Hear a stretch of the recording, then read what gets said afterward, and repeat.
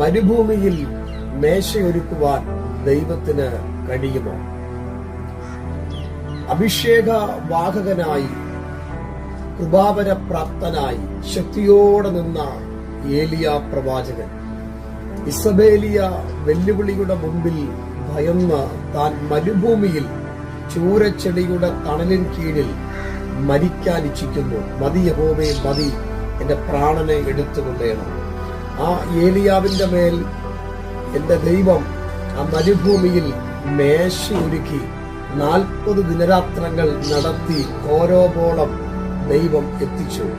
ഇന്ന് ഈ ദിനത്തിൽ ഈ സന്ദേശം ശ്രമിക്കുന്നവരോടായി പറയുന്നു, നിങ്ങൾക്ക് മുമ്പിൽ നിൽക്കുന്ന പ്രതിസന്ധികളെ, നിങ്ങളുടെ ഗമനാഗമനങ്ങൾക്ക് വിരുദ്ധമായി ഉയരുന്ന വെല്ലുവിളികളെ തച്ചുടച്ചുകൊണ്ട് സാധ്യതയില്ലാത്ത ഇടത്ത് ദൈവം മേശ ഒരുക്കുന്ന ദിനമാണിത്.